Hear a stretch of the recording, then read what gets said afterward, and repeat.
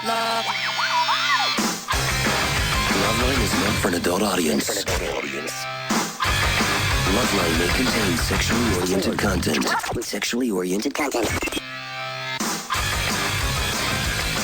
Listener discretion is advised. This is Loveline. Loveline. With Adam Carolla and Dr. Drew. Hey, everybody, it's Loveline. I'm Adam. That's Dr. Drew. Phone number 1-800-LOVE-191. Dr. Drew, board-certified physician, addiction medicine specialist. And tonight, we welcome back to the show dear friend, Ben Stein. I am humbled. Great to see you, Ben. It is great to see you. I listen to you, and I travel all the time. I always ask at the desk of the hotel, what station do I get Loveline on? I listen to it, and I feel like I'm right there with you, too. And of course, by extension, with Jimmy. God. Because I think of you and Jimmy as basically being married. We really are. Well, they are, yes. They're what they call life partners. I think so. Yes. Oh, yes. I think so. One day the state will recognize our love. Well, you tried many times now. You almost got it through in California. Yeah. Ben, by the way, is, now they're showing Win Ben Stein's Money back on the Game Show Network, 2 hours a day. I do believe. 2 hours a day. Yes. Only the ones with Jimmy as the co-host. Well, they only want the cream. That's right. Well, Jimmy was unbelievably good. Although, Sal is unbelievably good, and Nancy was great, too. But that's right. Everyone is great. But Jimmy's in a class by himself. He is. Yeah, he is. And, the thing that's crazy is you think, well, when did they shoot this? Late 90s, 2000 and change. Jimmy's wearing sweaters that date the show. I mean, Jimmy's wearing a sweater that is 20 years older than the show is. Oh. Do you know what I'm saying? That was not his fault. That was wardrobe. He did not have the world's best wardrobe. I know, but he dressed like Dave Coulier dressed in Too Close for Comfort. No, what the hell was it? Step by, Full House. Full House. He's very Coulier-esque from Full House. For that show was shot in 79. This one was 2001. But I think he was supposed to be sort of looking retro. It worked good. And when you... Makes a good story now, anyway. When you're sort of barrel-chested and you got a big cabeza, there's nothing like a big fluffy sweater to really slim you down. V-neck. It's perfect. With stripes going horizontally. Jimmy is very thin now. Oh, he's pencil thin. Svelte. He is. Yeah, we fear for him. He is. He's like almost anorexic. He's going to blow away. I think he has a disorder. Drew, you've got to talk to him. Someone's going to get that boy to eat a hoagie or something. Speaking of that, I'm hoping he's having a Super Bowl party. Drew, I know you're pee-whipped and not allowed to do anything that other guys do or with guys at any time, even once a year at the Super Bowl, for the love of Christ, so you'll surely not be there. Drew, do you ever think about your life that's an impossibility that you can't go to a guy's house and watch a Super Bowl once a year? That's weird. Do you ever think about that? Yeah. A guy who likes sports? Yeah. A guy who enjoys other human beings. Did you ever think you would paint yourself into that sort of emotional corner where it was almost impossible for once a year for you to go to someone's house, crack a beer, and watch a football game with a group of people? But what would your wife do if you said, honey, I'm going over to Jimmy Kimmel's to watch the Super Bowl? She'd go, great, take the boys. You're kidding. Wait a minute, that's ridiculous. Why don't you have a full-time live-in help? You're a well-to-do guy. He's got people. There's people. You've got people. Drew won't let himself do it. Yeah, I don't know if how we feel like we spend all our time. What's that? Is that the sound of being pee-whipped? Yes. That's very funny. Yeah, that's Drew. No, I mean, Drew, boy, Ben's a soft touch. I like that. He's easy. My point is Drew, right. You won't let yourself do it. You're right. Your wife wouldn't make a big deal out of it. No, it's not even her. It's me. Yeah. Yeah. All right. Look into it. Not that we want you there, but Ben, we'll see you there, right? Well, if I'm in town, is Jimmy's house finished, the new one? I mean, he said it was going to be finished January 15th, and I said, of what year? Yeah, I don't know, but all I know is it doesn't have to be finished. It just has to have food in it, and the TVs have to work, and we're cool. Do you know how many TVs he has? It's either 17 or 19. Oh, my God. Yeah. Wow. It's like a sports bar. Where is the house? It's the same place. He just redid it. Yeah, just redid it. Wow. Put in a sports book worth of television sets. So it's like Caesar's Palace when you go in there. Yeah. It's unbelievable, and some are pretty big. Yeah, what was awesome last year? Last year, this party, they did that thing where they go, look, everyone's picking a square, and there's literally, I don't know if you were there last year at Jimmy's, but there was 45, 50 people there, and they made the big Cousin Sal, it's a gambling addiction. He's a genius at betting, though. He's a genius at it. Genius. Yes. Yeah, genius. no. Just like Jimmy's a genius at picking out sweaters. He makes a big box and the grids, and you got to just put your initials in them, right. What quarter, what's the score at the end of each quarter. So I, as usual, because I live so close to Jimmy's, I just walk over in flip-flops and sweatpants, and I'm going to get drunk and lose my wallet, so I don't bring my wallet, and I don't have any money. And I'm like, I don't have any money. And Jimmy reaches into his pocket. He's like, put 20 on that, 20 on that, and 20 on that. And I just put my initials in like 3 random boxes and go back to eating. Yeah. And won $1,850. Great. Whoa. Yeah, that was awesome. Wow. The part that, the part I think Jimmy took offense to is I didn't want to pay him back his $20. I didn't feel it was right that he asked for his money back. Not that day. I would have made it up to him in the form of a lunch or something, but I didn't feel it was right to give him his 20 weird, back. Awkward, Yeah. So Ben Stein has a movie coming out on February 18th called Son of the Mask, which we figured out is about 11 years after the first Mask hit the theaters, I think right? that's about right. Yeah. 94, I think we figured out, 93, 94. Mm-hmm. And what's the story? What's your part? My part is the same part I played in the first one. I played Dr. Newman. Now, this is going to shock you. A Jewish doctor, psychiatrist, Dr. Drew, who is a expert in the masks people wear. And he has now moved from private practice to being the curator of a museum of masks. And at the first, I am on screen for about the first 7 minutes, and something horrible is done to me by the villain of the movie, and I sort of have picked him out as who he is when he was trying to be incognito, and he's done something awful to me. All right. Drew Nice. wears the mask of someone who's not pee-whipped, Occasionally. but in actuality, you just lift that mask. But you know why? That's a big question, because I have a lot of friends who are totally controlled by their wives, and my wife doesn't try to control me in any way whatsoever. And in return, she got an 11-carat diamond for Christmas. Yeah. Oh.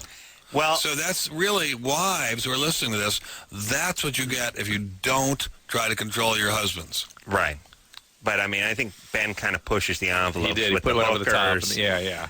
and doing the blow off the hookers in the family room. That's why it was 11-carat diamond, not a 4-carat diamond. But yeah, it's a Kobe kind of lifestyle he's living, so you have to make it up in jewelry. Yeah. But I do believe that all the guys I know who are pee-whipped sort of blame it on their wife, but the reality is, It's your own thing. they feel more you know what you're like?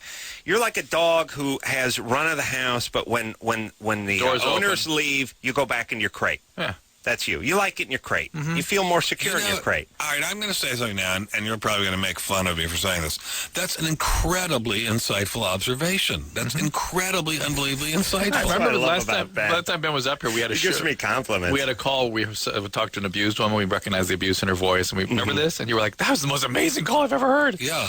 Well, some of the calls I've heard when I've been on the road are just beyond belief. And the thing that always amazes me is, first of all, it's hard to believe the stories are real, like 13, 14-year-old girls having affairs with 45-year-old men, and they're wondering if they're being taken advantage of.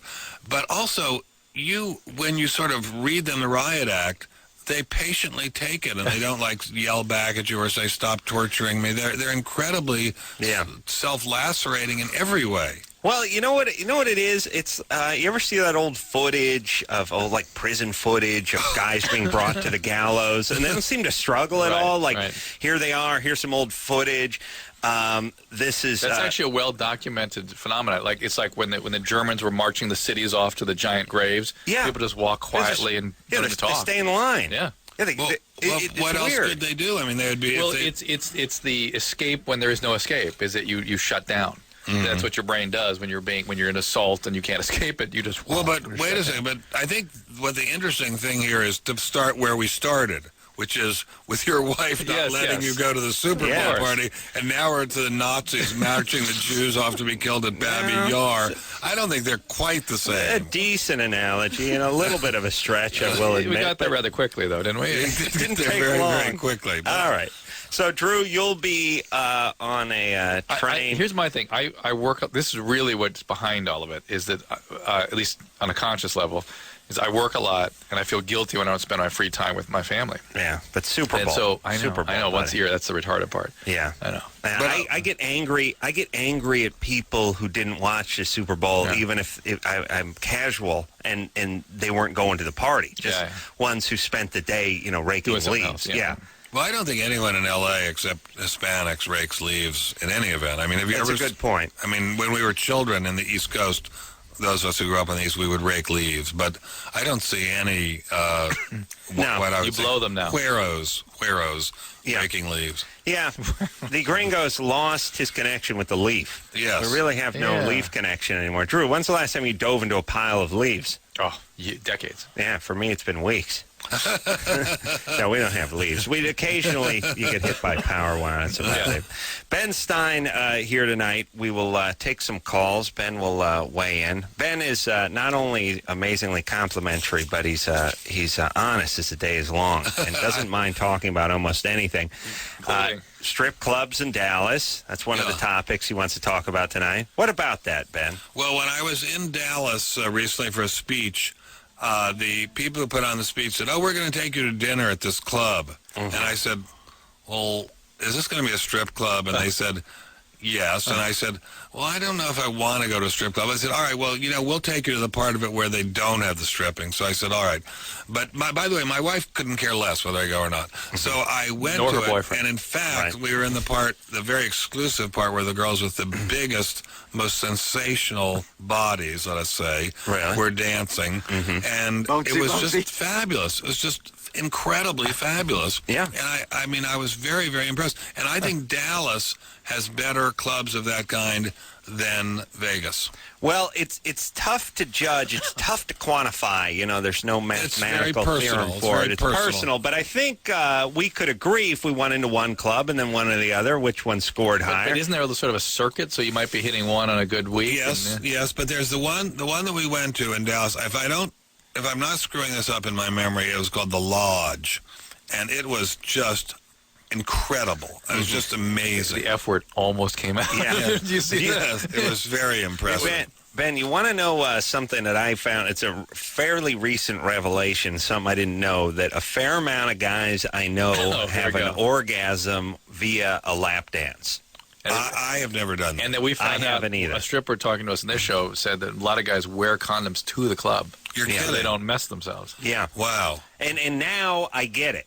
You know what I mean? What did you think they were? You're joking, right? Well, no. I always enjoyed a lap dance, but a couple times a year was enough. The guys who went every Friday night, I was like, "Oh, what are you going teasing yourself?" They're not teasing themselves. I think that's exactly right. Yeah. There is a pot of gold at the end of their rainbow. Whereas for me, I just would keep driving and staring at it from the back with Dad's station wagon, but it never actually got to the gold part. And then it was sort of, as your Levi's wear thin, it sort of wears out. It's like, it's just, all right, I've had enough of this rubbing. There's a point where you're begging to go home and take care of yourself. These guys, if they're having an orgasm at the club, you can kind of understand why they're going back Friday night. Oh, and they do go back.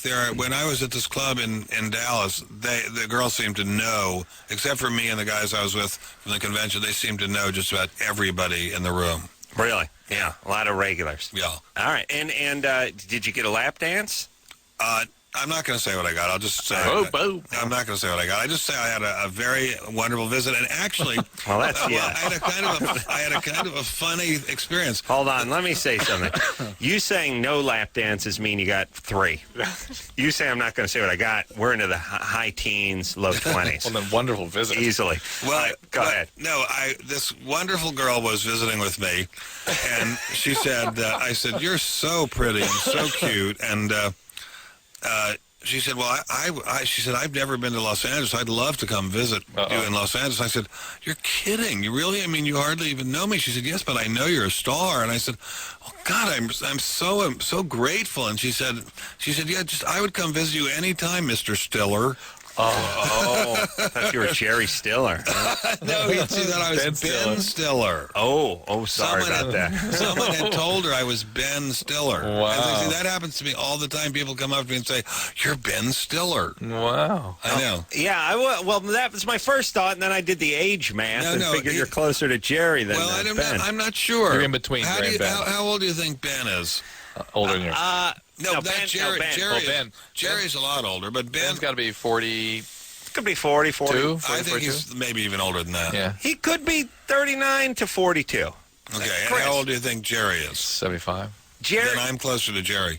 Jerry, Jerry could be 75, but then Jerry just has that sort of Ernest Borgnine sort of perpetual 75-year-old. Yeah, it's like when he was in the 5th grade, he looked like he was like an old Jew, like an old rabbi.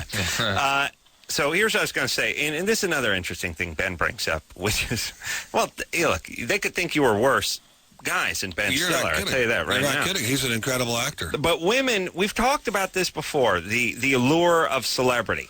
And one of the allures of celebrity is for women, there's a safety factor. Like, if you go in and the woman is attracted to you but doesn't know who you are, you could be a killer. She doesn't want to leave with you. Right. Who the hell knows what you're going to do? Right. You could be Ted Bundy. Right. You could be Ted Bundy. Right. If she knows you from TV or wherever, movies, whatever, you're safe. And she feels like she knows you. Mm-hmm. Whereas with guys, that's a non-factor. Mm-hmm. It's not like you're going to meet some hot chick at a club. You're going to go back with her. She's going to pull her van over and overpower you and force you to have sex with her. Even if that, as much as you might wish for that. Even if that did happen, well, give me, what could be the worst that could happen, right? So as a guy, if they recognize you, they don't even have to really be attracted to you. Right. They can just be like, this guy's not going to try to stab me, or maybe he will, and I'll be rich. But I think there's part of it is their lives are so boring and dull. I'll give you. So when she came out, how was it? What? I'm sorry, she didn't come out. I didn't invite her. Okay. I was in Wichita Falls, Texas, the other day, which is a charming place, and it's very near Archer City, which is where they filmed The Last Picture Show, one of the best movies ever made. Mm-hmm. And I met at the Avis counter as beautiful a woman as I've ever seen in my life. Really? It's just unbelievably beautiful, magnificently beautiful. and she was telling me about her life, and a big. It's just not a terribly interesting life, and just the allure of Hollywood or coming to Los Angeles seemed to light up her face. And I mean, to us it's second nature, but if she's in a small suburb of Wichita Falls, it seems very, very exciting. See, Adam, you complain about my passion. Yeah. Imagine Ben on an MRI scan. I was about to say that I think Ben is a passionate man. I'm very passionate. Me. Yeah. I'm very passionate. Drew is a passionate man as well, and this is another interesting topic, which is I don't think, here's what I think. I think people think the higher the person's sort of intellect is, the lower their passion is. Yeah, absolutely not true. Not true at all, obviously. And the more you are, the closer you are to an animal, the closer you are to passionate. I think that's true in just an aggressive standpoint, but not when it comes to the ladies. You know what I mean? Like, a guy who has a very low IQ is much more apt to get into a fight with someone and keep kicking them after they're passed out. Right. But he's not more apt to be more passionate than a guy with a high intellect. And I think when they see guys that are sort of buttoned down, they see guys that are smart, professors and lawyers and doctors, they just think, he's not as passionate as the construction worker or the fireman or the cop or whatever. The reality is, Drew is an exquisitely passionate man, and I now see that Ben Stein is as well. I'm very passionate. I'm very passionate, especially about my dogs. No. Oh, I met his dogs tonight. The dogs. Oh, really? The dogs are magnificent. And the dogs Dalmatian. Half Dalmatian, half Whippet. The dogs are as wonderful as any creatures on God's earth except my wife. Right. And my son, who's also wonderful. Now, you see, I think that's, I go through my life sort of complaining about people and wondering why stuff I have isn't better. Yeah. I think it's a much better angle, a much better tack to take, like Ben, which is, I have the greatest dogs in the world, I have the greatest wife in the world. See, I go through life going, Ben's got the greatest dog, he's got the greatest wife, I have a worse dog, I have a horrible wife. You have one of the most beautiful wives in the world. Thank you. Thank you. Do you have a dog? I have a beautiful dog now, too, but not as good as your dog. I'm sure your dogs are every bit as beautiful. Well, you know what happiness is? Happiness is being grateful for what you have and having an attitude of gratitude instead of an attitude of envy. That's happiness. You have an unbelievable life. You're unbelievably highly paid. Yes. You're very successful. You get to showcase your intellect all the time. Also, all true of Dr. Drew.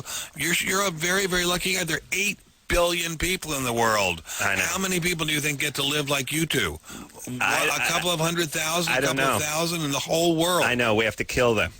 That's my point. So that we can be truly at peace and happy. No. Let me know envy that one. All right. The point is Ben is a passionate man. And a grateful man. And a grateful man. And when I say passion, I don't necessarily just mean about as a dog lover, but Drew, passionate for the ladies, and now for one lucky lady. And Ben, passionate for the ladies, and now one lucky lady as well. Well, I'd say more for the dogs, really. Okay.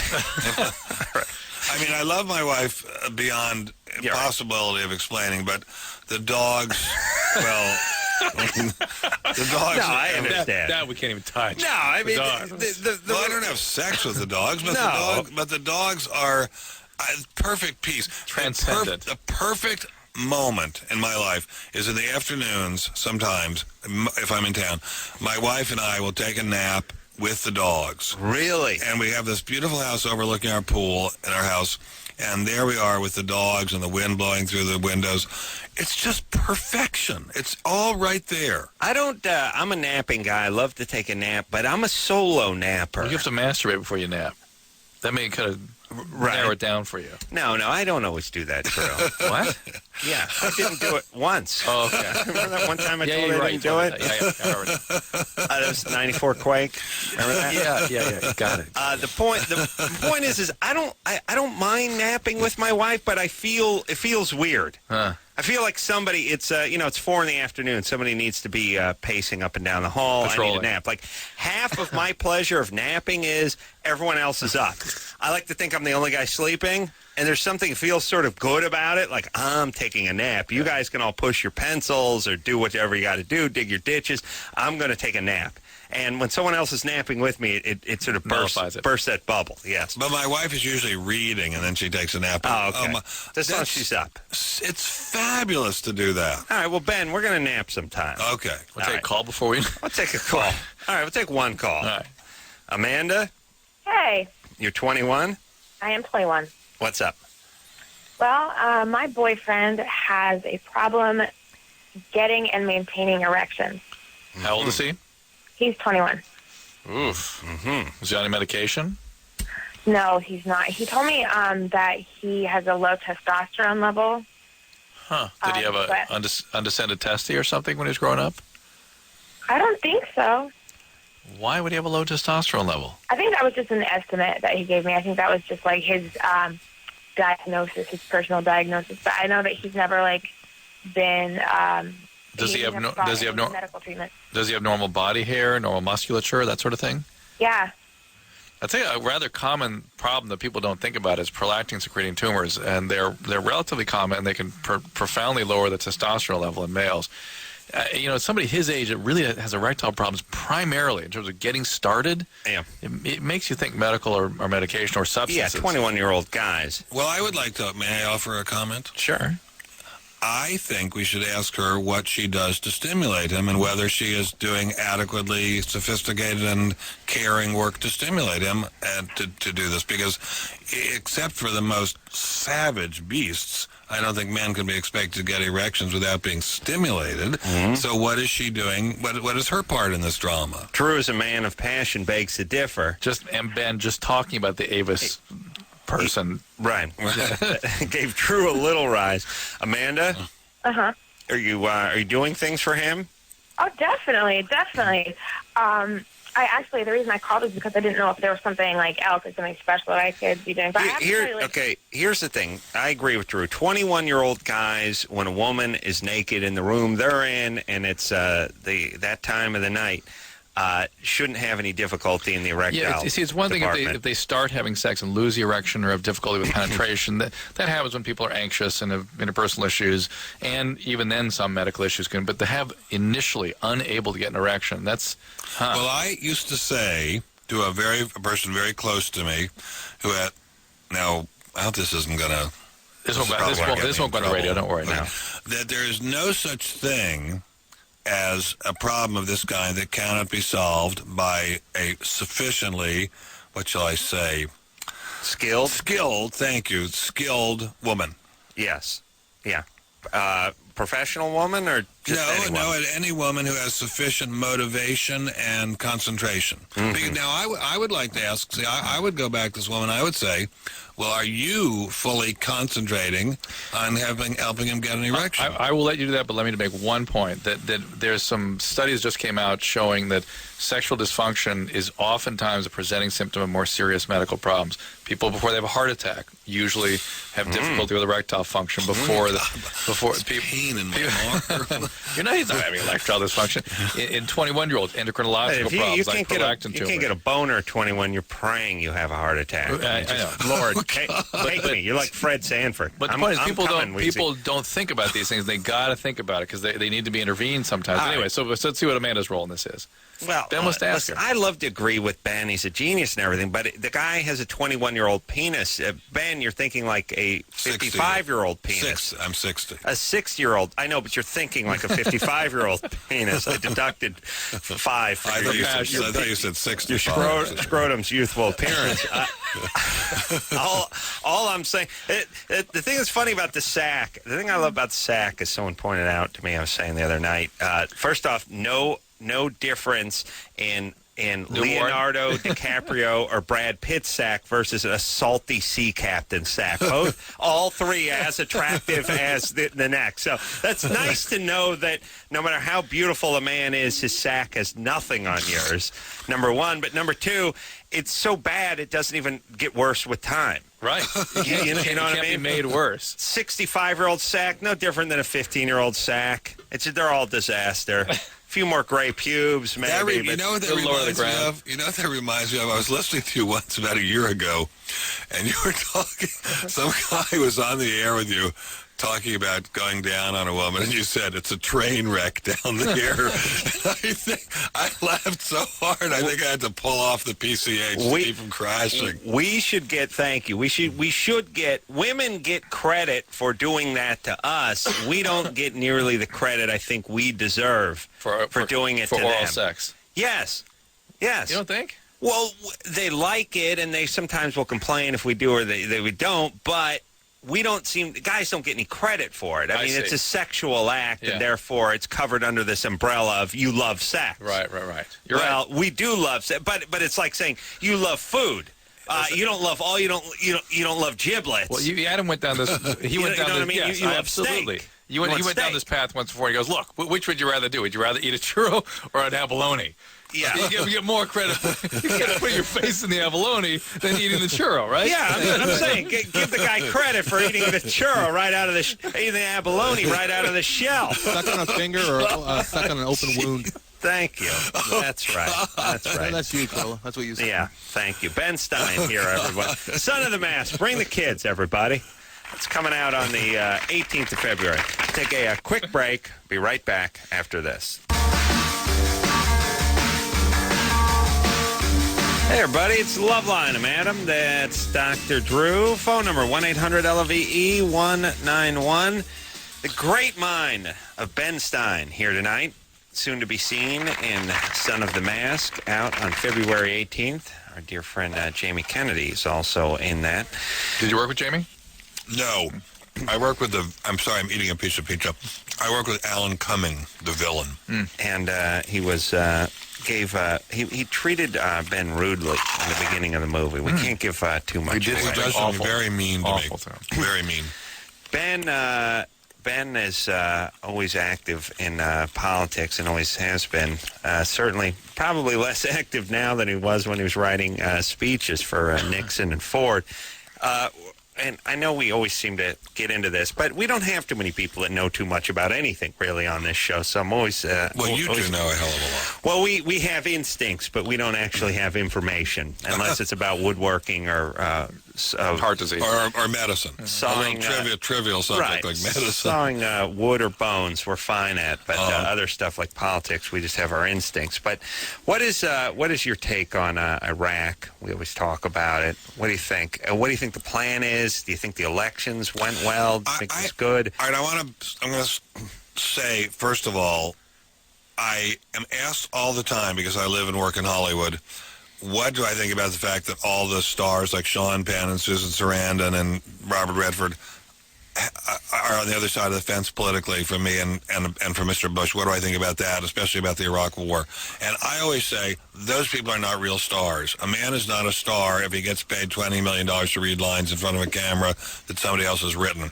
The real stars are the guys in the 1st Air Cavalry Division in Baghdad and the Marines in Fallujah who risk their lives, lose their lives sometimes to fight the terrorists. Those are the real stars, and they're amazing stars. So that's one thing. They're real stars. They light up the night. Second thing, I am friends with this wonderful guy from the 1st Air Cav, 2nd Battalion, 7th Brigade. He tells me that some of the Iraqi National Guard are the bravest guys he's ever seen in his life. They're amazingly capable. They'll stand up toe-to-toe against the terrorists and shoot it out with them, even when the Americans are diving for cover. And he says many of them are inspiringly brave, well-behaving, clever guys. Some are terrible derelicts. But he says there are enough of them who are good guys that he thinks they're going to be able to put something together. He's there every day going out on patrol, every day dodging IEDs and rocket-propelled grenades and sniper fire. If he thinks that there's hope, I think there must be some hope. And you think it was the right thing? I don't know. It turns out Saddam Hussein was not as bad a threat as we thought. But, Mr. Bush said something very smart about it. He said Saddam Hussein was the most dangerous man in the world in the most dangerous place in the world. So probably better that he's gone.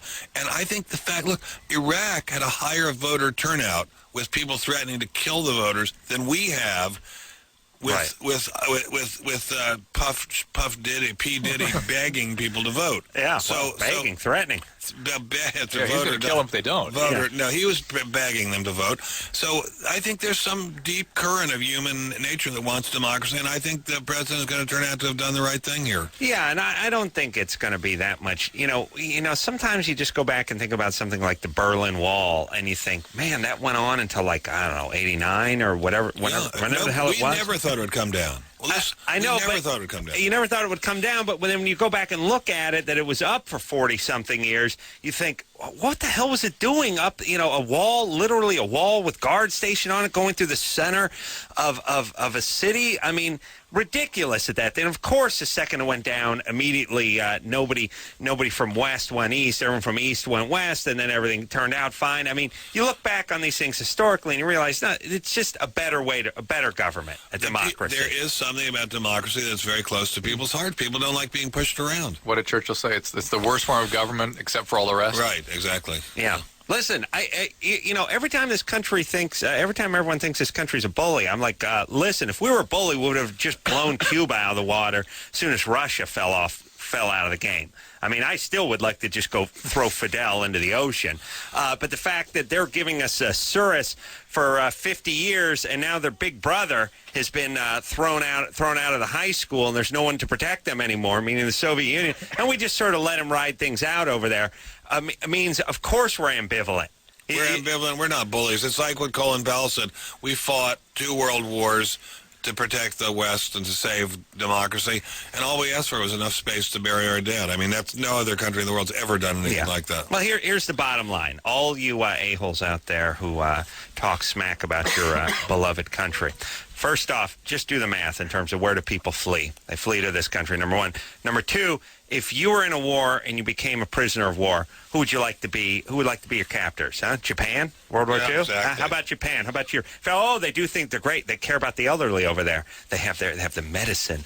They have Medicine, the the age of holistic ages. medicine. You want those guys? They'll put you in a diaper, give you 3 grains of rice, and beat the crap out of you while you build some bridge to nowhere. Yeah, just think about the countries you would like to be captured by. Because, by the way, that's how you judge a country. That's a very good not point. how they treat their elite, the rich, or even their citizens. How do they treat people they don't have to treat well? Every other country, you get turned into a drone ant. They just work you until they die. They don't bother wasting any food or medical help on you. They just work you. You fall over, you die. They roll you off the side of the road, and they put the next guy in your place. That's it. This country is pretty decent to people we capture. Yeah, sure, we toss them in a pyramid every once in a while, but that's fraternity hazing business. The stuff other countries do is about beheading, working to death, torturing, and killing. Oh, well, when we captured the German prisoners in World War II, we brought them to America, and they lived better than they lived in Germany. I mean, they were living unbelievably well. Many of them came back here after the war. I'm just saying, you think we're a bad country? Who do you want to get captured by in a war? And who do you want to lose to in a war? Think about that. Yeah, think about if Germany or Japan, Italy, any of these countries have ever done any battle with. Imagine if they just had won. You think we'd keep your house, keep your name, keip your flag? Huh? Drew and I would be dead. Keep your language? People of different ethnicities would be in big trouble. Yeah. Well, Drew's half Jew. He'd be half dead. I'd probably just split you down the middle. He's already Chris. Engineer Chris. Chris. Over. Yeah. Chris, I think they'd take pity on him. He got some Italian in him. So I guess I think they'd use They would one drop of Jewish blood, you're dead. one drop? All right. Me, because of my voice and respect I have in the community, they would use for propaganda. I would just be up there speaking German, screaming at everyone to get in line. Loudspeaker. Yeah. I'd be driving around. Everybody listen to me. I'd be driving a VW Thing with a big loudspeaker on it. Get in line and pay attention. Kara? Yes. You're 23? Yes. What's up? Recently I've been having sexual dreams about women. Yeah. And I'm straight and I'm in a happy relationship and I don't really understand why. Mm-hmm. Anything else changing? Any new birth control pills or anything funny going on? Nope. And have you ever had feelings towards women before? I've made out with girls and... Was that to impress guys? A lot of girls do that these days. No, this was like in high school I was experimenting. So you weren't trying to impress guys, you were interested in girls. Why did you say you're straight? Huh? Well, you've made out with girls. You've declared your major, though. I've never, gone south of the border. Were you sexually abused growing up? Anybody? No. Any experimentation with kids of other girls or kids your own age when you were a little kid? No. It's Drew. I mean, once in a while, I know. Yeah, me and one of my buddies would have to make out to turn a chick on. What? You know what I mean? I don't believe that. Yeah, turns it works. It's a two-way street, Ben. It works the same way. Our sexuality is no different than theirs. But think about how our brains work. We just went through a whole litany of discussion about a girl doing this. Like, okay, and then Adam suggested he might have done it. I was like, oh my God! No, because of course it's a turn on to have two girls make out. It's not a turn on to me to have two guys make out. But I mean, that's you need to talk to him about the porn, going through the porn store and coming upon the gay pornography. Well, that's an interesting thing, Ben. All right, talk to me about Here's another theory I have. Controversial, yes, but I think you'll agree with me, which is, everyone, and again, we all hate these Hollywood lefty types who basically try to convince everyone that, the only difference between men and women is like this indoctrination, that the man gives the boy a truck and a gun, and he gives the girl a dolly and forces us into our gender differences and all this kind of BS. And the fact that guys sort of have this aversion to gay pornography, I mean, like, when you see graphic gay erotica, you have to avert your gaze. You have to put your hand over your face and sort of turn. Is it like when you're flipping through and you see you're flipping through the stations, you get to TLC and Hugh Downs is getting a knee replacement. The guy's got the cold chisel out. It's like you're like, oh no. I mean, it's that kind of thing where it's like I can't look at this. And I was saying to Drew a couple of things. One is there really should be more gay bashing going on, considering the visceral reaction that most men have to gay sex. You know what I mean? I shouldn't say we need more of it. But it's amazing. I mean, it's nice that there isn't more. Yes, that if you took 100 heterosexual guys, showed them graphic depictions of gay pornography, every one of them would have to sort of turn away or say, like, I'm going to vomit. The fact that half of one of those guys actually goes out and smacks somebody is a low percentage for a bunch of guys who are going to vomit. I'll tell you more about this. That's another very shrewd off the air, Ben. I'm doing this Discovery Health show, and it's about sexual behaviors and whatnot. And I went down to Emory, and we were studying functional MRIs of men versus women looking at erotic material. And obviously the differences in the brain response are profoundly different. But one of the things they show you, I actually did it myself, got in the scanner, and one of the things they show you is male erotica too. And your brain. What did they show you, by the way? They showed you just guys chubbed up, standing there, looking. What does chubbed up mean? With erections. Show them. But not doing it. Not actually doing anything. No, but interestingly, my brain and this other guy's brain who was in the scanner that subsequently showed threat, and then rage. Rage and threat areas go. Isn't that interesting? Raging boner or just raging anger? Just rage. But I think that has to do... The threat, I thought, isn't that interesting? You're threatened by it's novelty, threat, and then anger. But that has to do... And I'm not even aware that I had that reaction. I think that has to do partly with fear of one's own feilings. I looked at I thought... Hold on, let it in, Drew. No, I'm letting... let me think here. I mean, I examined myself. I watched very carefully what happened to me during the scan, and I got kind of like... Oh, jeez. Get back the girls again. Come on. I agree, but here's what I think. First of all, your point is very shrewd, but something is going on because I find the idea of a guy putting his thing in another guy's anus horrifying. Right. But I know my best friend is gay, and he's an unbelievably fine human being. So I have to believe that there's some unbelievably fine human beings who do that. Well, of course. Because he's an unbelievably fine human being. But we're talking about primitive biological response that males have. I am saying when you see depictions of it, and guys, by the way, guys who enjoy, if there's a film, if it's News at 11, where the guy who was on the motorcycle was getting chased by the sheriff's car, went off the overpass and collided with a semi-truck, guys will watch that and play it back 5 times with the TiVo. Those same guys seeing a couple of guys engaging in a little anal sex have to put their hand up. I think, though, there are 2 other phenomenon sexually that people respond to, men, with the same exact kind of a feeling. One, imagine your parents having sex. Oh, that's very deep. And 2, is it true? Yes. And 2, close but not quite as intense, but very elderly having sex. Yeah. Those Wait a minute. Very elderly. I don't have a problem How with that. dare you? But I'm saying people. I mean, or he's eating, or maybe. No, I think the best depiction is the parents having sex. That's the one that is the closest to that same kind of feeling, isn't it? Well, what did Freud say about this, Doctor? Well, we can talk about it. We got to take a break right now. He said the greater the wish, the greater the taboo. All right, Adam, so we're going to take a break here. Let's get going, dude. All right, we'll take a break. No, I mean, seriously, we have to relax going here. It's fine, take a break. Ben Stein. We got to do something during the break. Ben Stein. Drew's got to relieve a little pressure. Ben Stein here tonight. The Mask, Son of the Mask. The Mask 2 is going to be out on the 18th of February. We'll take a quick break. Be right back after this. Hey, everybody. It's the Loveline. I'm Adam. That's Dr. Drew. Phone number 1-800-LOVE-191. Ben Stein here tonight. Got a little movie called Son of the Mask, which is out on February 18th, starring our good friend Jamie Kennedy.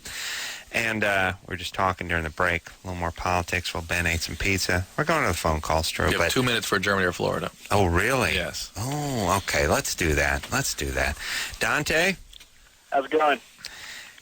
Going good. It's time to play Germany or Florida. All bizarre stories emanate from either Germany or Florida. You tell us the story, and then we guess. Is it Germany or Florida? Go ahead, Dante. Wow. We got a new theme song. Wow. That sucked. Go ahead, Dante. That was sweet.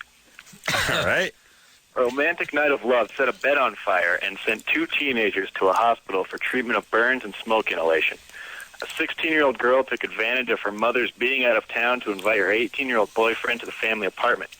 To enhance the atmosphere, the girl turned out the bedroom lights and placed lighted candles around her bed. As the evening progressed, The bed linens caught fire, and the lovers' attempts to stamp out the flames only fanned them. Hurrying to carry a burning down-filled duvet to the balcony off the living room, the naked teens managed not only to burn themselves, but also to drop bits of burning feathers and fabric on the hallway and living room furnitures along the way, igniting more small fires. The mother arrived to find her bandaged daughter in a hospital and the apartment damaged by fire, smoke, and water. Germany or Florida? I'm going to guess Germany. I'm thinking Germany, too, and I can't really tell why. Apartment. Florida, I don't have any real down. It's all that. No down. Down's Germany. Down, and also the fact that I think in Europe an awful lot of apartments have balconies. Balcony, good. And then Florida's a balcony in Florida, city, but America, you can't leave your 16-year-old home alone. Hey, look, their comforters are all polyester, and they don't know what a duvet they think duvet covers. And like what Floridian duvet's a racial slur. And what Floridian has candles? It's a good point. No, they have those scented candles. In Florida? Yeah, because it smells. But I think it sounds German. Typhoons blow the power wires down. Oh, you're right. We're going Germany. Everyone's going Germany? Yeah. We're all going. I think maybe I should go Florida just to be different. Go Florida. Does this story make it from Germany? Or though maybe with the internet, everything makes it because nothing leaves. We just go there. Well, because people look for Germany or Florida on our behalf. All right. I'll go Florida. Ben's going his beloved Germany. I'm going Germany. By the way, I got a theory about giving them another bombing, too, by the way. And I'm going to Germany as well. Drew is going Florida. Dante, is it Germany or Florida? It is Germany. Well done. Well done. And, thank you, Dante. You'll get nothing. The thing that's weird about Germany or Florida is a couple of teenagers getting it on. Candle starts a fire. All three of us agreed it was Germany. Drew was a big enough man to raise the stakes a little and go Florida. That's good radio, Drew. But the point is why Germany and how come things have their own sort of flavor? And isn't that what makes everyone, doesn't it make human beings a little different than robots? You're profiling Adam again. You're profiling. How dare you? How dare you? Profiling works. How dare you? I'm incensed. Yeah. Well, I'm going to talk about profiling after when we come back. All right. Ben Stein here tonight. We'll take a quick break. We'll be right back after this. No, not all right. Hey, everybody. It's Loveline. I'm Adam. That's Dr. Drew. Phone number 1-800-LOVE-191er. Ben Stein, our guest tonight. Son of the Mask. Ben, always, if you want to just talk to someone, Ben is one of the best guys to talk to. Well, God bless you. Well, he's got, the thing nice about Ben, he has that great intellect, which is fun, too, but well, God bless you. He doesn't judge. Does not judge. What I mean? Well, you know what they say, know too much to argue or to judge. Yeah, and the thing about Ben is, he's like that... older, he's not your older brother, he's your older brother's friend. He's cool, but he's a good student. He's got it all. Well, God really bless you. Does. I don't really, but God bless you. Find a beer, bring the pot. Yeah, that's right. I'm the one who brings the pot. Exactly. Yeah, maybe writes a term paper for you. Gives you Mickey's big mouth. He's not afraid to profile either. Yeah. I used to have these two girls from USC who worked for us. They would be messengers and so forth for my wife and me, and I would write their term papers for them. What? They would. It was just hilarious. Yes, all the time. Yeah.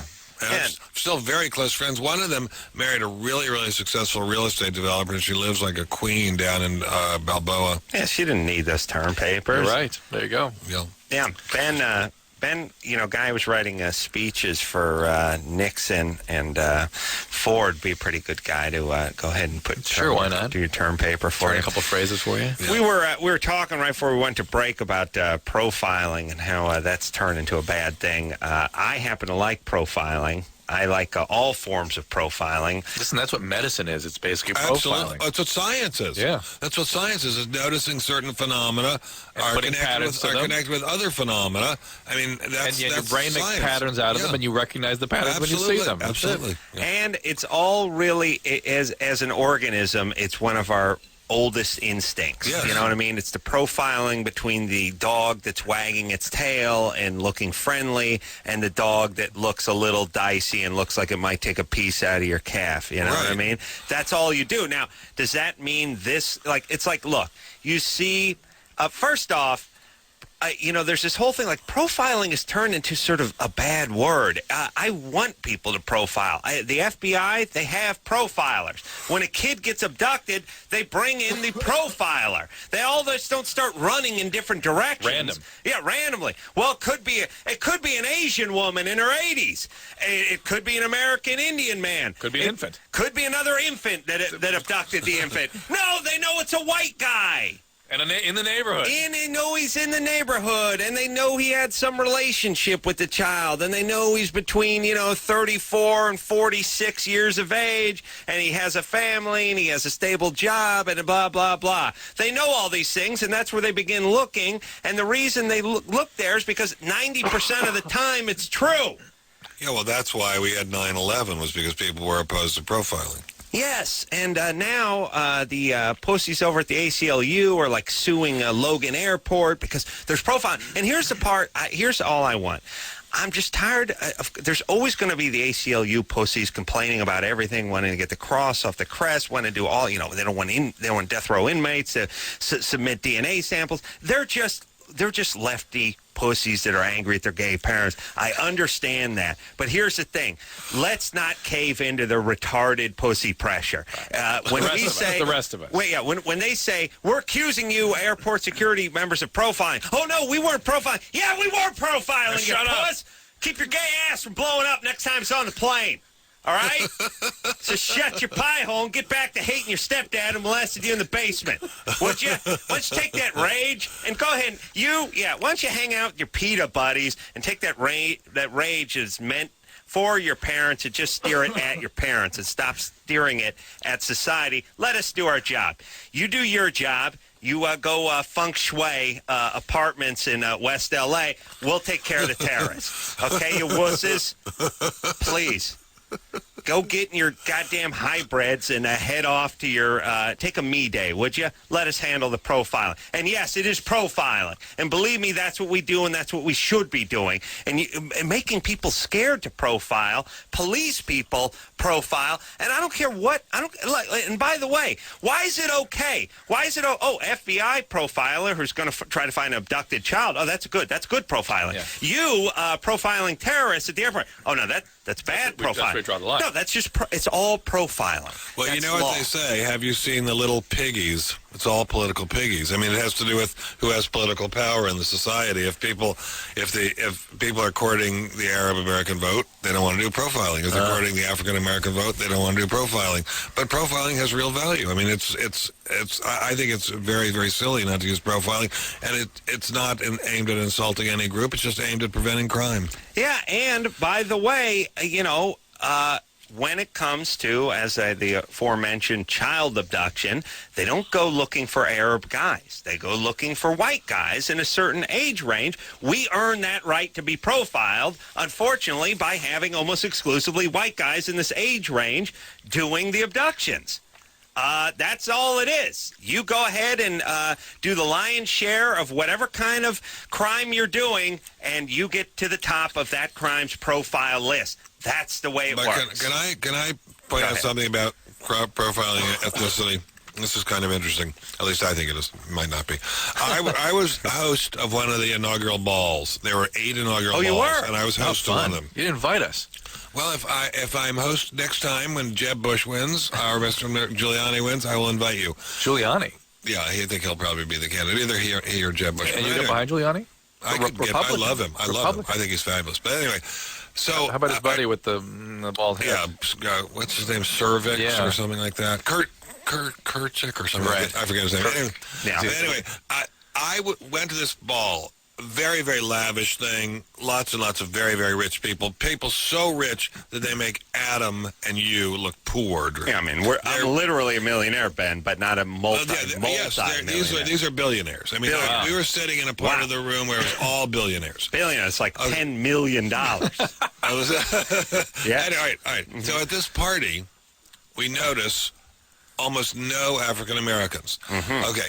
that's fine. If you have to pay tickets, people are allowed to come. Nobody's discriminating against. We go to the party after that was called the Red, White, and Blue Heroes Ball, which is all servicemen wounded and maimed in Iraq and Afghanistan. There are a lot of African Americans. A lot of African Americans who fought and lost their legs or lost their eyesight or lost their ability to move.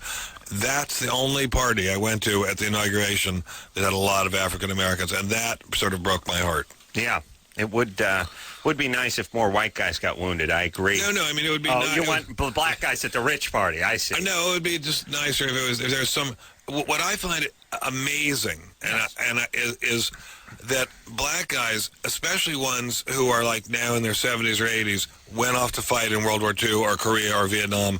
When they came back, they were very badly mistreated. I spend some Saturdays and Sundays over at the VA hospital in Westwood. Really? Yes, I go over there and I bring them presents and treats, and I bring pretty girls to meet them and so forth. And there are a lot of black guys there in that Veterans Hospital who came from small towns in Alabama or Georgia or Mississippi and fought in the Army and were wounded in the Army and still are carrying those wounds.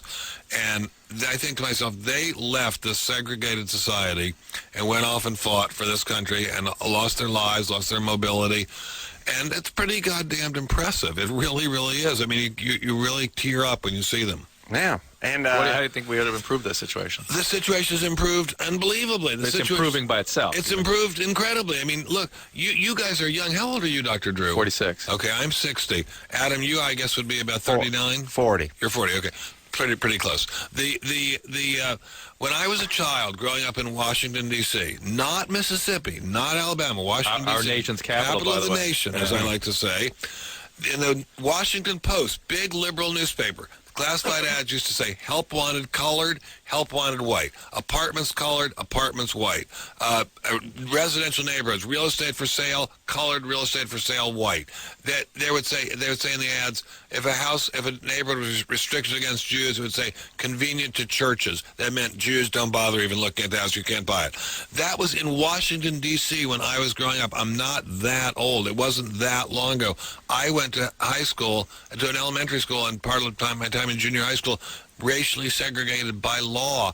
The society has changed completely. Right. Completely. It's a miracle how it's changed. And was it tough being a Jew in that environment? It was fairly tough. I mean, I lived in a fairly affluent neighborhood, and so that part wasn't bad. But there were kids who would call me an effing Jew, and we would have fights. And something interesting, and it makes me think of you and Jimmy. This was in junior high in particular, and I started lifting weights and got very, very strong, and they stopped picking on me. I was about the strongest white guy in the class by 9th grade. Really? And they stopped picking on me. A very, very good lesson. But when I was in 8th grade, I had a project for one of my classes, pick an occupation and write about why you'd like to be in that occupation. So my father was a super smart guy. I said to him, I think I'd like to work in advertising. Could you help me write a little paper about what it's like in Madison Avenue? He said, well, you're not going to work in advertising. The big agencies don't take Jews. Wow. Okay, so that was 1958. Now they're largely Jewish, largely Italian. I said, all right, then I said, I love cars. Maybe I could work at General Motors or Ford. My father was friends with the chairman of General Motors. I said, maybe I could work at General Motors. No, General Motors doesn't take Jews. Well, that was not that long ago. Right. I said, all right, how about, I said, I like banks because it's real clean and neat and it's not dirty. Well, there you go. No Jews in the banks? Commercial banks didn't take Jews. Wow. Some investment banks did. Commercial banks didn't take Jews. Okay, that's totally changed. It's all open to everyone now. It's a miracle now. Wow. Wow. It's a whole different world. Yes, you can't not be a banker if you're Jewish now. No, Did you know that? Yeah, right. I did know you that. You can do anything now. Anybody can do anything now. Yeah, that's my point. And I know, look, things still exist, some obstacles. I'll tell you the biggest obstacle, really, though, whatever color your skin is or whatever your religion is, being ugly, bigger obstacle than anything. Being fat, bigger obstacle, and being poor. Being poor is an incredible obstacle. Yes, it is. Yes, it is. It sucks to be poor. Yes, and just being, and they've done plenty of tests with this, just being flat out unattractive. I mean, I've said this many times. My friends, single ones that is, and Ben, would date just about would date any ethnicity as long as it was a beautiful woman. Right. Who they would not date is a fat chick. So you got a fat white chick versus a beautiful Nubian princess. They're going right after the black chick. They're going after the Asian chick. They're going after the Hispanic chick. They're going whoever, just not the fat white chick. But let's not get down to it. Isn't that a form of profiling? Because is it not true that it's just basically unattractive to see somebody who's really grossly obese, but two, that there's something very often wrong with people in the head who are grossly obese. It's not just that they're grossly obese and that's not particularly attractive, but they don't tend to be quite right in the head. Right. Well, there is people that are trauma survivors sometimes literally push people away by filling a large space and keeping people at a distance. I think that's a very good point. And there is I better put away my piece of pizza. And there are genetic heritages. I mean, really what men are attracted to is health. That's really, symmetry and the skin coloration and hair. That's all about, being attracted to collecting those genes. And so somebody who may have a genetic problem with weight would be less attractive to many men. Well, the symmetry part, I think, is amazing. I mean, if you see a woman who has regular, perfect, symmetrical features, it is such an incredible turn on. I mean, I offer, because you showed me the picture of your wife before we went on the air. I've seen Adam's incredibly beautiful wife a number of times. My wife has perfectly symmetrical features. I mean, men love women with symmetrical features. There has to be something primal in the human brain saying they're going to give us better children. Of course. Yeah. That's what we're looking for. We're looking for fertility and genes. Yeah. Yeah. I'm just looking for a better BJ. I know. I don't want to reinvent the wheel. Yeah, you're just getting back to basics. Gabby? Wait, guys, I hate to interrupt here. Yes. But apparently we still have large problems with housing discrimination according to our PSA that we play every night. Oh, yeah. This is our favorite PSA. Ben, you didn't think the kind of housing discrimination still went on that goes on out there. But listen to this public service announcement they play on this show regularly. Play it, Anderson. Hello, may I help you? Hello, can I ask you a few questions about the apartment you have on Park Street? What was your name? My name is Juan Hernandez. It's been rented. Oh, it's gone?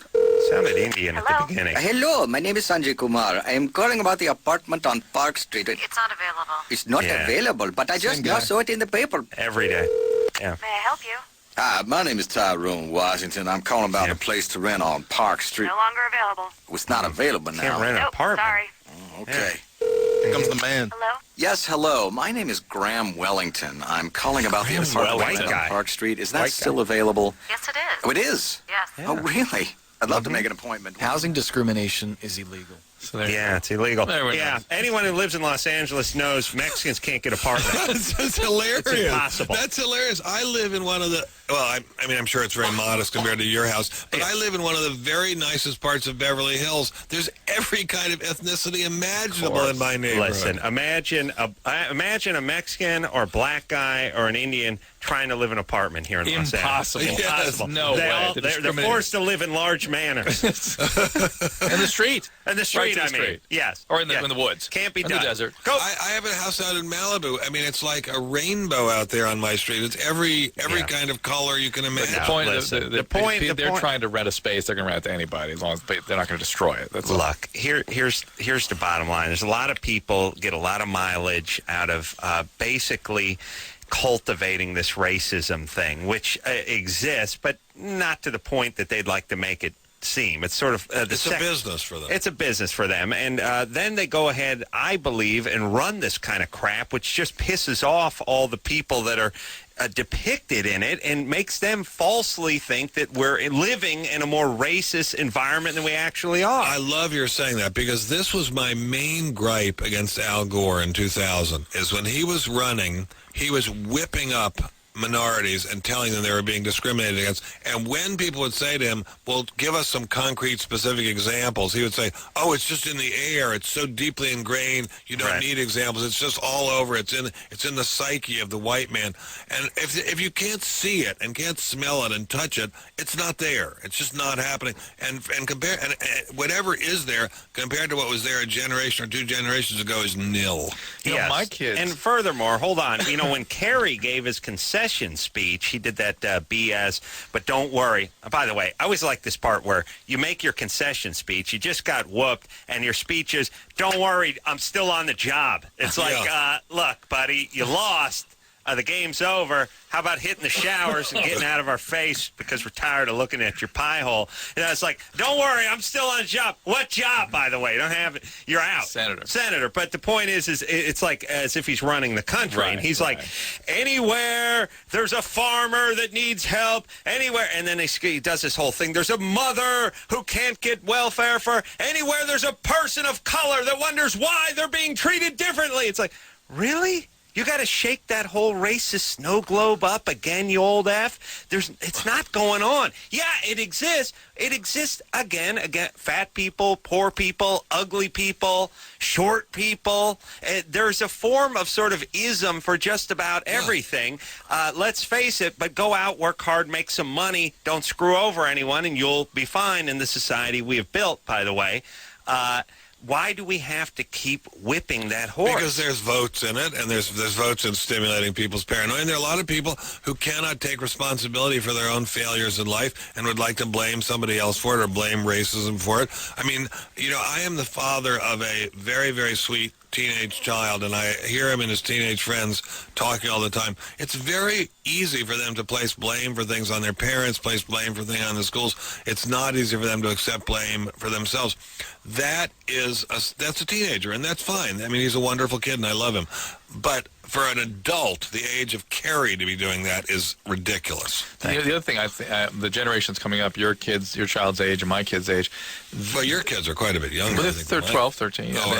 But the idea of race it's almost going away for them. Seriously. No, listen. I'm not sure about that. But listen, they don't say this is that kind of person. They say, well, he's got kind of brown skin, and he's got kind of curly hair. Ben, I don't think so. That's the way my kids and their friends Your kids are a little different. Let them spend a weekend with Uncle Adam. I'll straighten them out. Yeah, let them spend a weekend with Tommy Stein and his friends because they notice people's ethnicity very, I do flashcards. I do flashcards with my nephews. That's you. I'll give him a quick Mexican black guy. I'll just keep flashing. But Tommy doesn't discriminate against them. I mean, he has friends of every ethnicity, but believe me, he notices their ethnicity. He especially notices people from the Middle Eastern ethnicity and has very strong feelings about them. Profile. Really? That's growing up in this world climate kind of thing? Or? No, it's growing up in Beverly Hills. Oh. All right. Well, there you go. And let me just say one more thing before we get off this topic. Go back to whatever calls we might take tonight.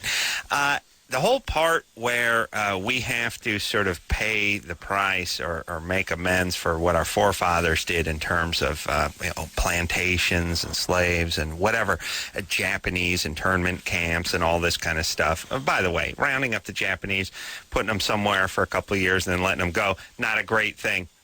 Go on the Bataan Death March. See which one you'd rather do. Or the rape of Nanking. Yeah, there's another good one. The point is as I have two nephews, both German. I mean, their fathers from Germany. Should they be held responsible for what went on in World War II? Those kids? Oh, absolutely. Yeah, that's my point. Your nephews? Oh, yeah. My wife, both her parents were born in Italy. My family, one or two generations back, were born in Italy. We weren't here. We had no plantations. We had no slaves. We had no land. For Christ's sake, my dad doesn't even have any land. I'm the first guy who has any goddamn land in the Carolla families. In this country, yeah. Yes, and my wife's parents are from Italy. They're born in Italy. Our kid will not have much history on this soil, just like my nephews. They're German. Their father's from Germany. Should I blame them for what they did to the Jews? We've established that, yes. Yeah, I know. Let's just look. We weren't here. Everyone, look around Los Angeles. These people weren't here. You know what I mean? They couldn't. Well, but be even racist. if their ancestors were there, I mean, it's really just not. There's no sense in blaming a great-great-grandchild or great-great-granddaughter for something done by her ancestors, especially if it was perfectly legal at the time. I mean, slavery was a moral horror show, but it was legal. So anyway. Yeah.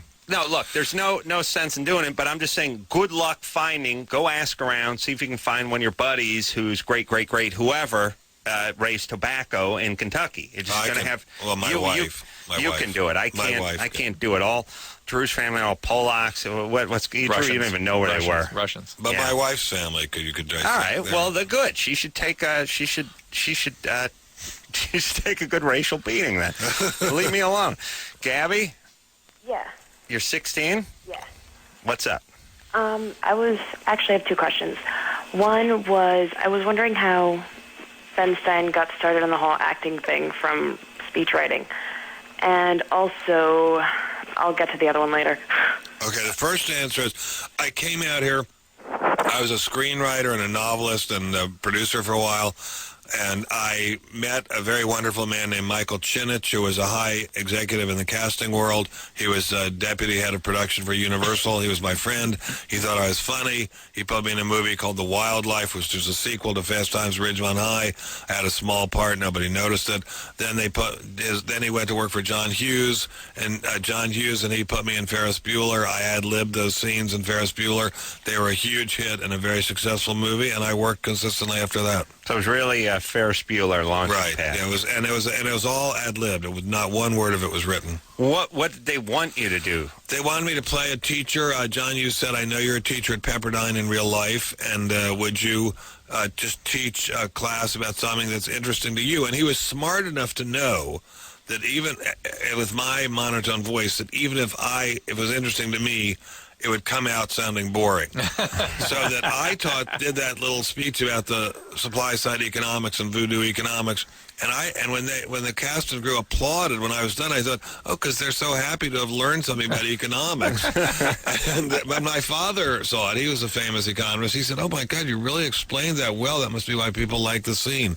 But anyway, so then I worked on the Wonder Years for 3 years, and then we had the game show, and then I concurrently had the talk show, and then Star Search, and now I hardly do any acting, but I do a huge amount of public speaking, and I love doing it.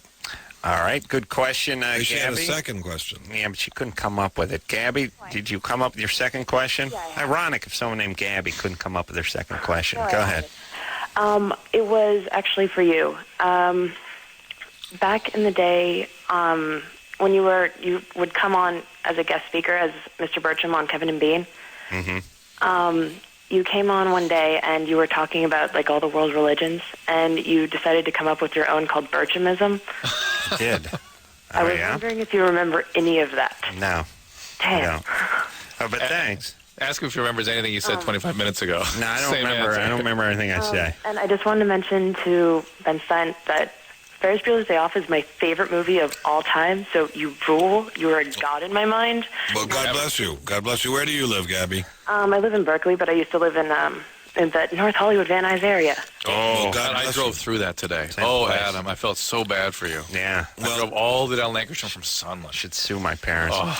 All right, we need to take a break. Thank you, Gabby. The great Ben Stein, the inspirational Ben Stein in studio tonight. We'll take a quick break. We'll be right back after this. Hey, everybody, it's Loveline. I'm Adam. That's Dr. Drew. Ben Stein, the great mind of Ben Stein, is in here tonight. Son of the Mask, name of his latest movie, which is coming out February 18th. Ben, how many movies have you done, do you know? About maybe 20. That's nice. Maybe 25. And I've done a lot of movies. But nobody asks me much to be in movies anymore. It kind of hurts my feelings, but there it is. Do they, and it seems, it's not like you're a, blonde starlet or something. No. That's not like you. But I think I'm a character part that they should be able to use to be a teacher or a lawyer that's what or I'm a saying. government official. I'm saying you don't hit 40 and the phone stops ringing. You should work well past the grave. Constantly. Past the grave, I say. I get it. I get it. From and past. I get it. I think I should be working all the time. I do work all the time giving speeches, but I think I should be acting all the time, and I think my agents are very culpable in this respect. Where do you give speeches? I give last speeches to his agents about acting. Last week I spoke in Wichita Falls. Midwestern University, which is a university in Wichita Falls. So you do the college circuit? Partly that, and then also to a fundraiser for a drug and alcoholism center in Naples, Florida, called the David Lawrence Center. Incredibly, unbelievably great place. I spent a lot of time at it. I loved it. Nice. I'd love to. Florida's got a lot of good programs. I love Naples. Have you ever been to Naples? I've heard of it. It's fabulous. Have you ever been there, Adam? Naples, Florida? Yes. No. It's really nice. See, the way I said that is as if I'd been to Naples, Italy. You mean Naples? Naples, Florida? No, have not been. Naples, Italy? No. Okay. Not been. And any place with Naples, anything? No, not been there. But now, you go out and do now, who do you speak to when you do the college, and what topic do you speak on? I usually speak about, I think I'm catching your cough, by the way, Dr. Drew. I shouldn't be contagious. Sure. Anyway, I speak about why we should be grateful to be Americans. Nice. I speak about how to ruin your life. I wrote a book inspired by certain teenagers and that I know quite well called How to Ruin Your Life. And I talk about that. And I talk about how to find yourself and how to avoid addiction. And how to bring yourself out in life so that you're a happy, grateful, hardworking person. Ben actually read my book, Adam. Oh, really? I read it and reviewed it. You wrote a book. I wrote a kind review of it. And I to businessmen, I'll tell you what I talked to. I talked to a lot of business groups, and what I like to talk about these days is if you watch the news, life in America is unbelievably bleak, racist exploitation, gender discrimination, everything bad, the rich screwing the poor. If you watch the commercials, everything's great. Right. And I think the commercials have it right. Life in America is effing great. It's absolutely great, and it's incredibly great. Day by day life on the street in America, at least on my street, is unbelievably great. Beverly Hills, everything's great. It's really, really great. Right. Well, look, I didn't always live in Beverly Hills. I did not always live in Beverly Hills, and I lived in a very modest part of Hollywood for quite a long time, and it was great there, too. Life in America is just great. It's well, it just seems great. like we Adam and I talk about this all the time. We sort of were adolescents in the 70s, and and as adolescents, you really absorb what's going on in a society, and that seemed like an awful time to be young and be. But what about that? But wait a minute. That's when. Then the Wonder Years was going on, was in the early 70s. Those people were very happy. Yeah, come on. Yeah, but... So, come on. Which is real and which is not? The commercials are real, not the sitcoms. Here's what I want to say. And, look, if you're going to be miserable, you're going to be miserable, rich or poor, black or white. Boy, are you right. You are so right. But I'll tell you, Ben's point of being grateful, people that are grateful are happier people. You don't think about that part as being a component to happiness. It's a huge component to being happy. It's being grateful and to appreciate your health, your job, your family, whatever. But I said to Drew the last few nights driving home, never a better time to be poor than right now in this country. You're not kidding. Poor in this country is rich compared to anywhere else in the world. And go to Circuit City, go to the Price Club, see what you can pick a 27-inch flat screen Sony TV out. I don't mean plasma. I just mean the regular flat box TV, 27-inch, $189. Get the DVD player for $39. Go get the surround sound that in for another $180. $800. When the minimum wage was $100.65 an hour. In America, more than 50% of the families that are classified as poor have 2 cars. Right. There are almost no families in America that do not have at least 2 color TVs. There are almost no families in America that do not have air conditioning. There are almost no families in America that do not have indoor plumbing. That's pretty amazing. And that is an incredible change from even when I was a child. There used to be an African-American neighborhood behind our junior high school. It was just incredible slums, just unbelievable misery. That doesn't exist anymore. I mean, that's just not there. No, I mean, you're poor now, but you have central air and a DVD player and surround sound and 2 cars. Exactly. All right. How bad can it be? Drew, if that's poor, sign me up. Sign me up. All right, let's keep rocking here. Let's keep rocking. There's 115 minuters on there. Keep on rocking in the free world. A 115-minute on hold Amanda, who's 21. Amanda? Yes, hi. What? Sorry, Amanda, you called tonight when Adam decided not to take any calls. Well, Ben stimulates me. No, that's okay. I enjoy listening. I'm talking about with his foot right now. Yeah, he's working him. Go ahead. Well, the reason I'm calling is because my boyfriend of almost 4 years has a pretty bad gambling problem. And it's kind of off and on, and he kind of comes to me when he's ready to be done with it for a while, when he's kind of taken a bad hit, and he's asked me many times, to be there to support him and help him through it and everything, and this actually just happened again recently. I want to know what I can do to help keep him away from that. Nothing. Nothing? Nothing she can do. Nothing she very good, very good. He has to want to get better. You can refer him to places where he can get help, but you can't change him. Okay. It's not going to be about you lassoing him and tying him up, sticking him in the closet. Mm-hmm. That is not going to change his behavior. There are wonderful 12-step meetings out there. You can go to a codependency meeting, and in fact, in my experience, the one thing that seems to have the most significant impact on the identified person turning things around or becoming willing to do change, to engage in a process, is you going to a 12-step meeting, working a codependency program, getting a sponsor, and actually working on your own issues. So you don't dance with him and don't sort of engage in this procedure where he goes out and does his thing and you try to control it. That is a dance that will never be successful. I don't know a lot about gambling. I've learned from our government that gambling is evil, but lottery that's fine. That's perfectly fine because that's the ultimate gambling. It's the gambling in its purest expression. There's nobody can win, and there's no chances of anything, and there's zero strategy. I also know that 21 is evil, but Pai Gow poker, for instance, that's God's game too.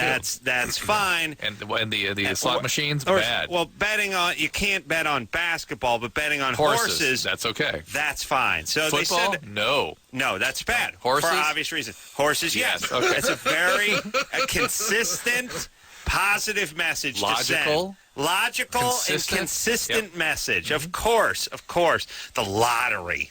Please. When I see, and only poor people buy lottery tickets. And that's not true, Adam. I see a lot of well-to-do people buying lottery tickets. A handful. For them, it's just getting rid of the change. Yeah, they're just losing change. Yeah. For poor people, it's a viable way out in their mind. Yeah. And by the way, think about the horrible message that the lottery sends to all the nation's poor who play it every week, which is you got no shot unless you can line up this 9-digit number.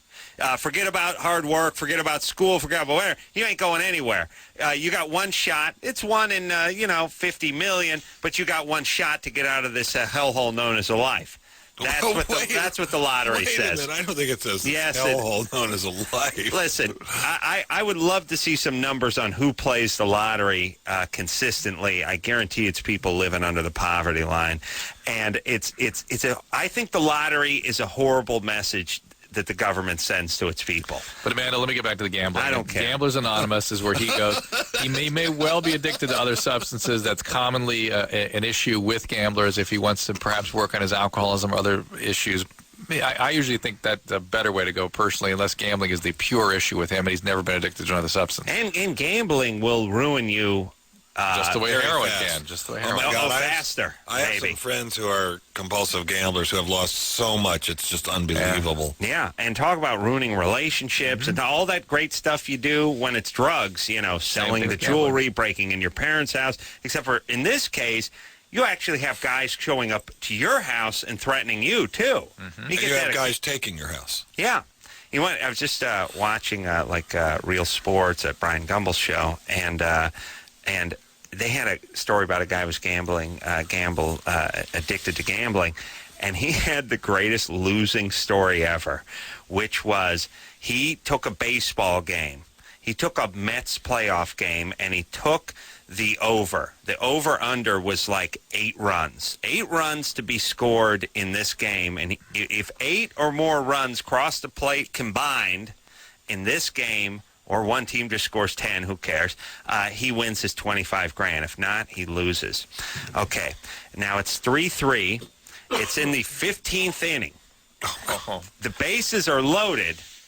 Now, he's got 6 runs. He needs 8 to win his $25,000. The bases are loaded. Now, if the guy hits a double or a single or anything, 1 run crosses the plate, but the game's over. So that's only 7. The only thing that can save him is a home run. Grand slam, yeah. Is a grand slam. So, bases loaded, 15th inning. He's got to get 8 runs to win $25,000. The guy at the plate hammers a grand slam. Oh. He goes out of his mind. He's celebrating. The guy, as he's running down the first base line, gets mobbed by his teammates. Oh. Never turns the corner to go to second. They only count the 1 run that came in from third. What? Yes. The grand slam doesn't count. He never rounded the bases. It was a playoff game, and they mobbed him. The 1 run's good enough for the win. That umps just call the win, and everyone just sort of piles in. And that's it. So his bookies, now he's scored 7 runs, not 8. Oh, my gosh. And they're like, hey, pay up. Somebody paid on the under. You know what I mean? So we got to pay the guy who bet the under on this game. Imagine that. That's crazy. That's a good reason not to gamble right there. I don't think I'm going to be a gambling addict. Just your saying that is giving me cold sweats. Me too. I mean, imagine you see the guy hits the grand slam. You're running around the house like a maniac celebrating. You run back into the room. They show the scoreboard. It's 4-3. And you're screaming, what's going on? Where's the other runs? Imagine that. I don't like it. All right. Yeah. Right. Makes me nervous. All right. Ben Stein here tonight. We'll take a quick break. Son of the Mask going to be out on February 18th in theaters near you. We'll take a quick break. Be right back after this.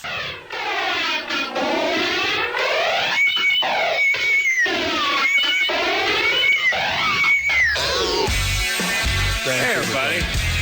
It's Loveline. I'm Adam. That's Dr. Drew over there. Ben Stein. Money, his friends call him.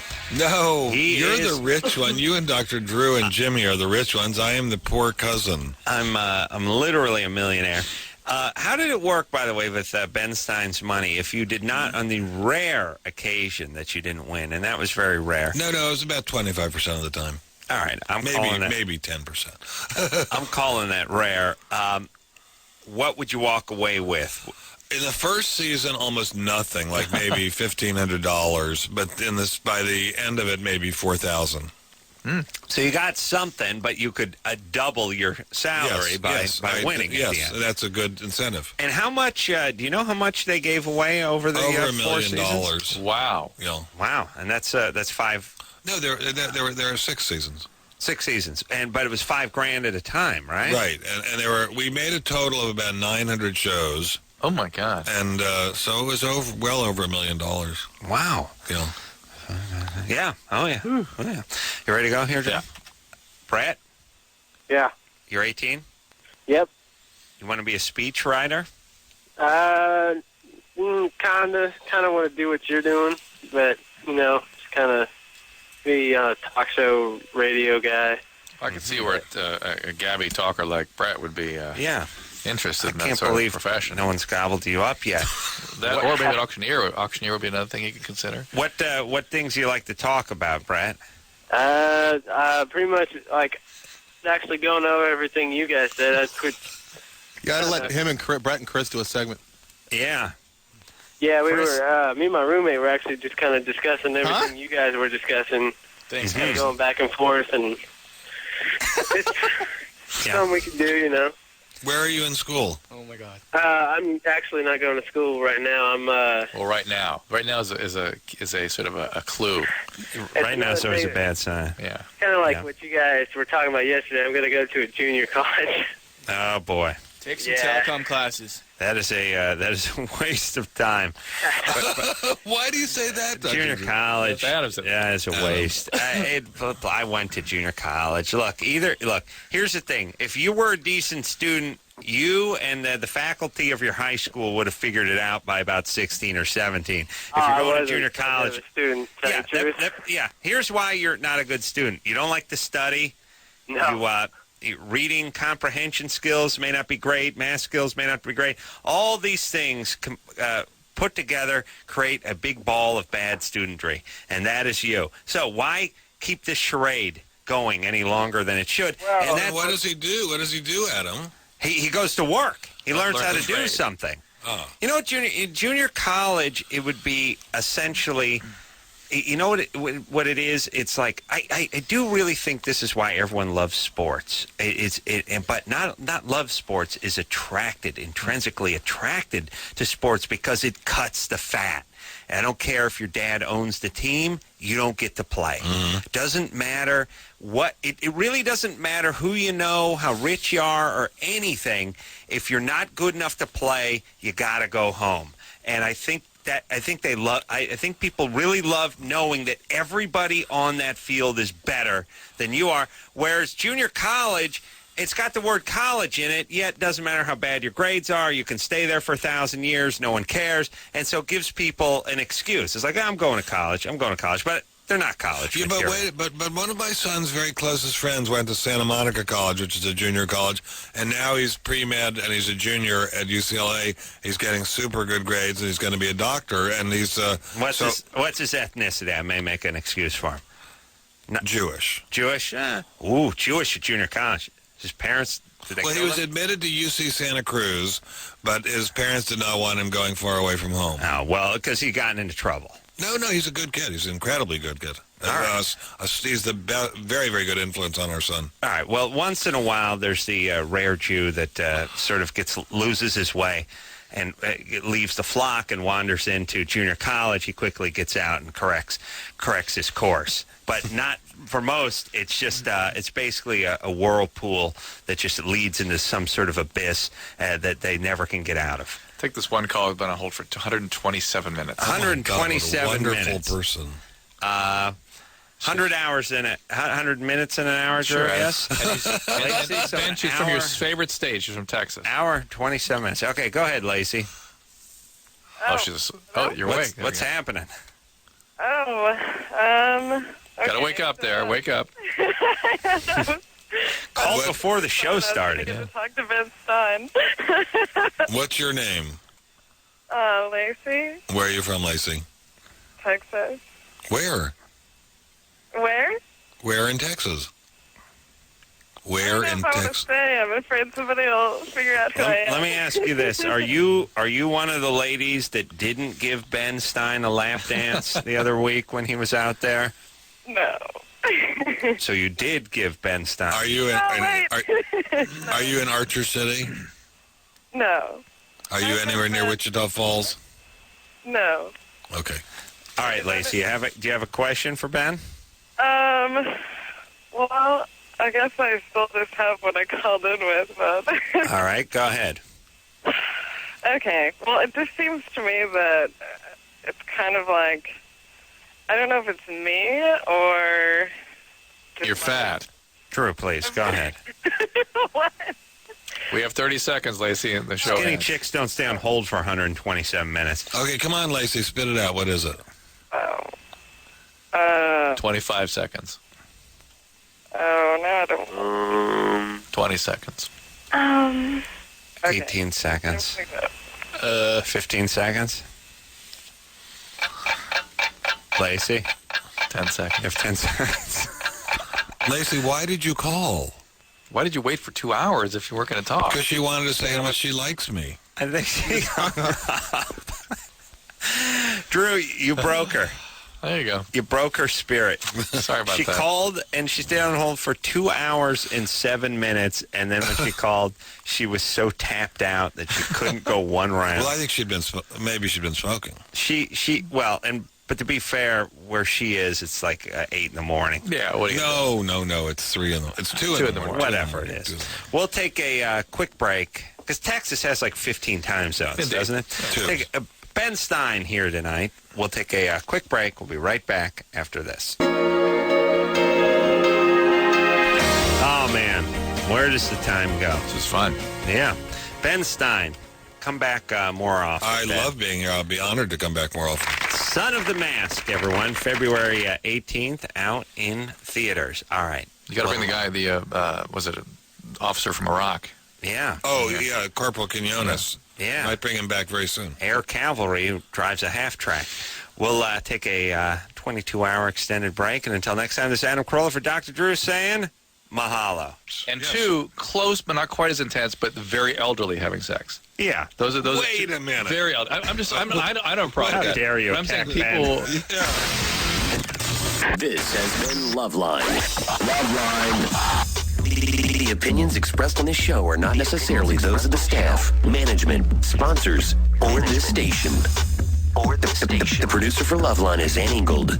Loveline is a presentation of Westwood One Entertainment.